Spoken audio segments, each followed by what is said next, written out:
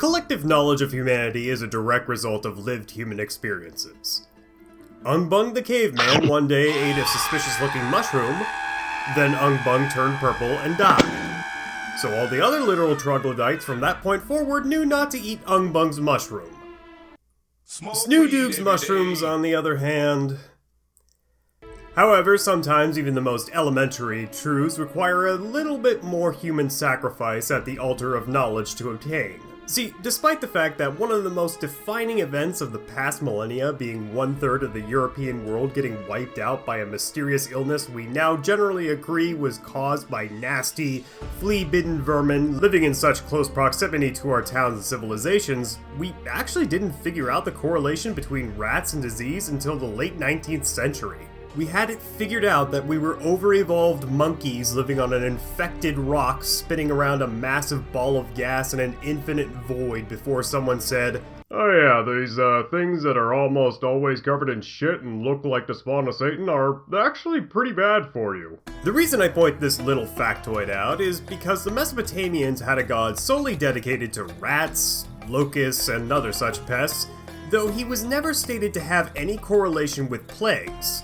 In fact, Ninkilim actually has a greater association with the goddess of ritual protection and incantations than the actual god of plagues Nurgle. You would almost think, even with the absence of germ theory, that starvation and sickness would be grouped together as part of the human condition of suffering, but then again, nobody ever got diarrhea by not stopping at Burger King for lunch, so I digress. Ninkilim gets his name from the Babylonian Ninka, meaning rodent, and a proper translation of his name is Rat/Rodent King, which is some other brand of nightmare fuel if you ever bothered looking that term up online. Other titles include Azululu, Lord of Teeming Creatures in Sumerian, and Bel Namasti, Lord of Wild Animals in Akkadian. Now, you may take a look at these titles and think that Ninkilim was seen as a more malicious, antagonistic deity who would send his army of little critters into your pantry to eat your Cheez-Its for not paying your indulgences. However, it's a little more distinguished than that, as a Lord Rodent in ancient Sumeria actually referred to a mongoose. And here is where the perceived connections between the old goddess of incantations and Rat Boy come into fruition. Obviously, snakes are snakes, and nobody likes them. So the people used to recite incantations specifically to keep the snakes away. And what mammalian creature is often seen as the natural enemy of serpents? Mongoose! Mongoose. Mongolians. Ricky-ticky-tabby. Seeing these guys out in the field killing snakes made the ancient Mesopotamians view them as guardian angels of sorts. And do you know what else the mongoose is a natural predator of? This is probably why there is a connection at all between Ninkilim and the goddess of incantations, Ninkilim. If he, or rather the vassal of Ninkilim, serves to fulfill the prayers of the people to kill off all the rats and snakes, he must be working under the goddess they initially prayed to.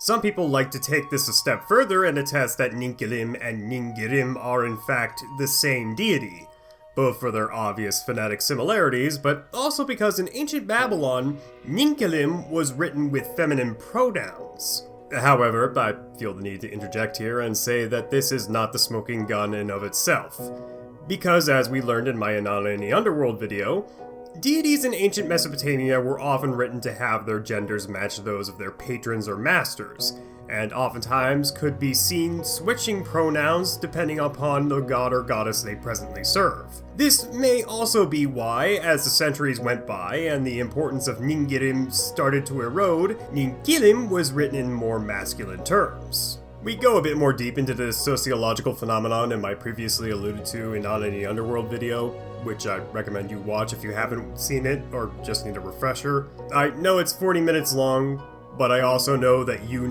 don't have anything better to do, so get on that. Thank you all so much for watching today's video. My name is Messiahs of Mythology. If you were barely entertained today and learned even less, be sure to like the video, subscribe if you haven't already, and hype the video if you're on mobile so I can potentially hit 10k subscribers by the end of the year. And until next time, ladies and gentlemen of the internet, I hope you all have a God's blessed day, and a good yard. Rats, we're rats, we're the rats. We pray at night, we stalk at night, we're the rats. I'm the giant rat that makes all of the rules. Let's see what kind of trouble we can get ourselves into.